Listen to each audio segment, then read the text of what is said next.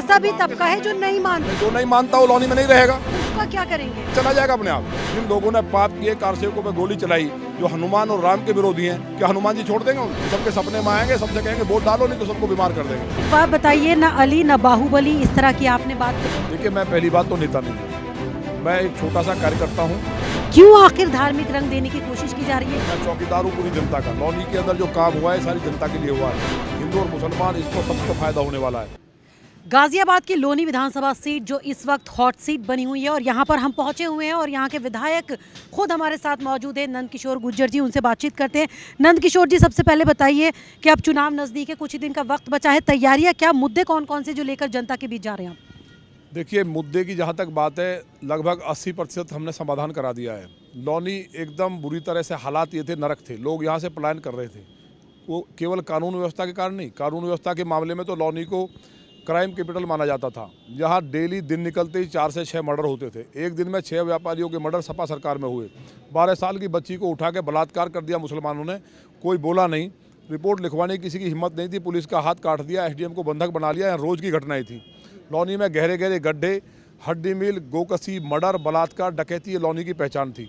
एक भी रास्ता लॉनी में आने का नहीं था कहीं से भी। आज लॉनी के चारों तरफ से शानदार हाईवेज बनाए, जहाँ नाव चलती थी। पुस्ता रोड शानदार, लॉनी तिराहे से लेकर भौपरा तक, यहाँ शादियाँ तक बंद होगी थी, ये हालात थे, आने का रास्ता नहीं था। शानदार लॉनी हुई है, डिवाइडर लाइट हमने लगवाई है।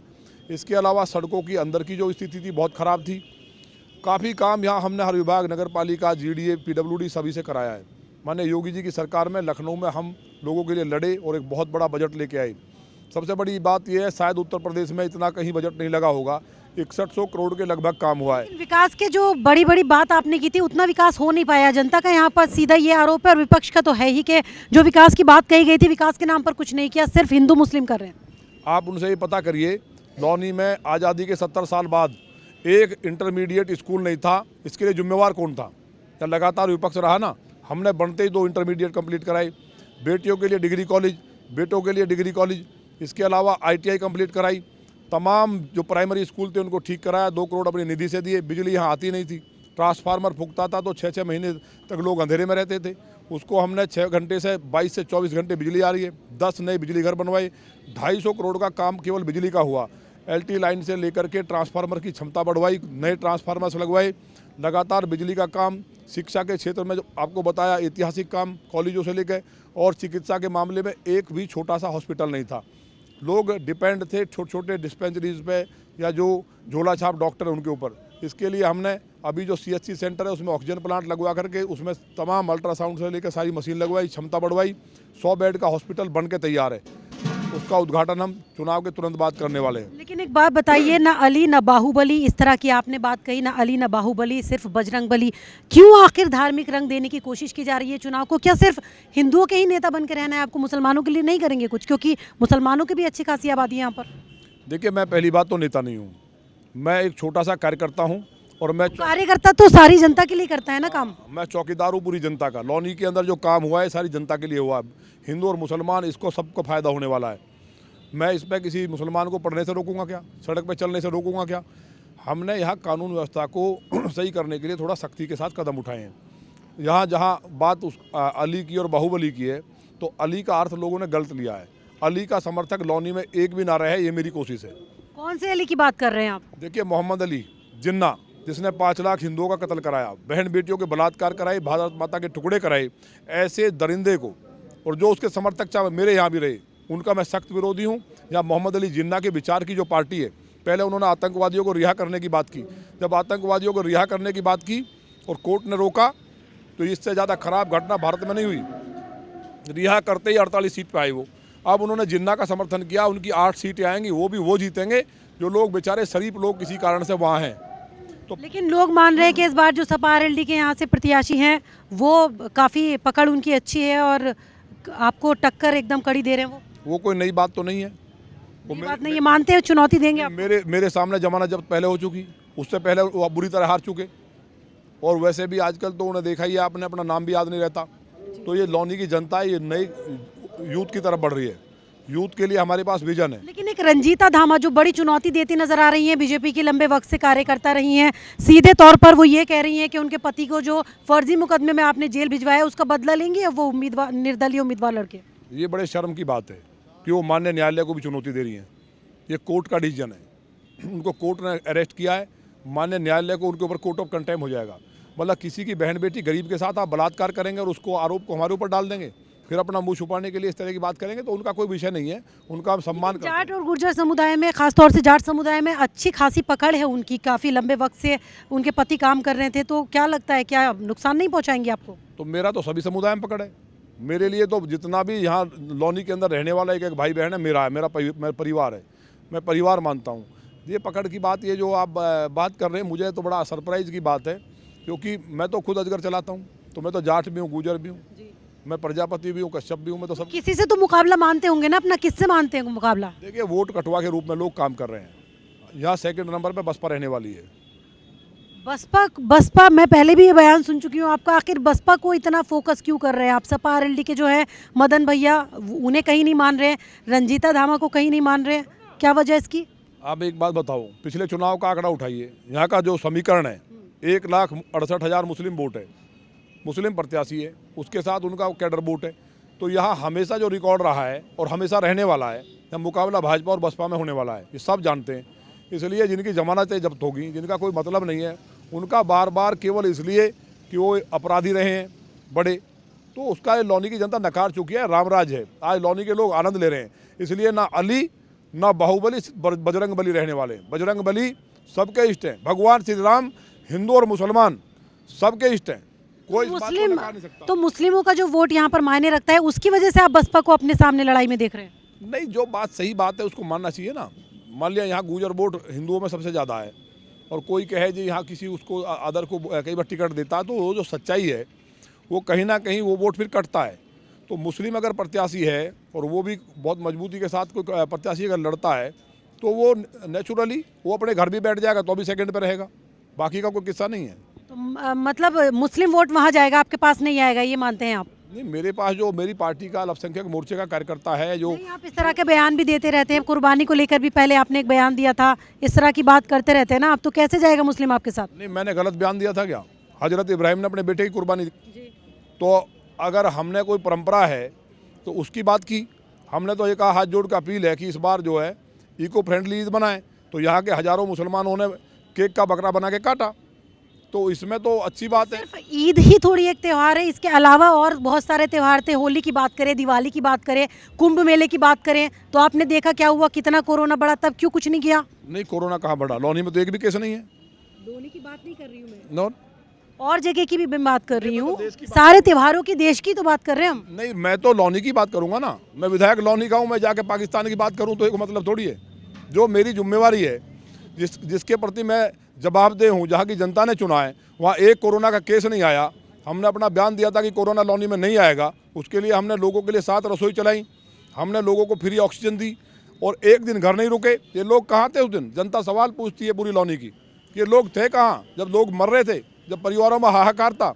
मेरी लौनी को परिवार मान के जब मेरे परिवार के लोगों को कोरोना रूपी नाक डसने के लिए दौड़ रहा था, तो ये लोग बाहर नहीं निकले, लोग पलायन कर रहे थे। मैंने पूरी ताकत लगा करके लोगों का सहयोग लेकर के सबकी सेवा की। यहाँ कॉलेज, बिजली, सड़क, पानी, शिक्षा, चिकित्सा जीरो से टॉप पे हम लेके गए। आज दिल्ली से खूबसूरत लौनी है। आने वाले टाइम में लौनी नंबर 1 विधानसभा देश के अंदर होगी, और फिर हम इसको फॉरेन की तर्ज पर डेवलप करके आने वाले 5 साल में लौनी के लोग बताएंगे आज रामराज लौनी के अंदर है। यहाँ शेर बकरी एक घाट पे पानी पीते हैं, किसी की हैसियत नहीं है किसी की बहन बेटी को छेड़ दे। एक और सवाल, अपनी ही सरकार के खिलाफ विरोध करना, नाराजगी जताना, धरना देना, क्यों ऐसा करते हैं? नहीं, ये किसने कहा? हमारी सरकार के खिलाफ हमने नहीं किया।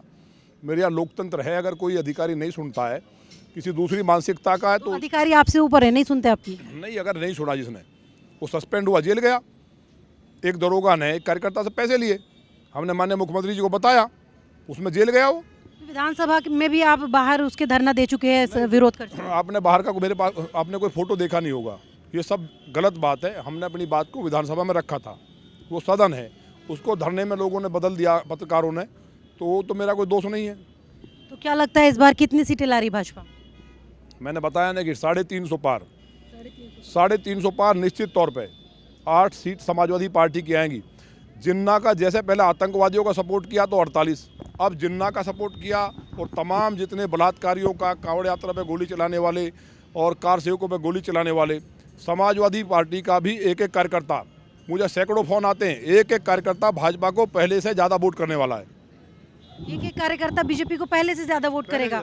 लेकिन अगर मैं बाहर की बात करूं तो ऐसे आसार नजर नहीं आ रहे मुझे। आप देखना जब रिजल्ट आएगा, कोई जिन्ना को पसंद करेगा जिसने यहाँ कत्लेआम कराया, भारत माता के टुकड़े किए। पहले आतंकवादी की रिहाई पे 48 सीट आई।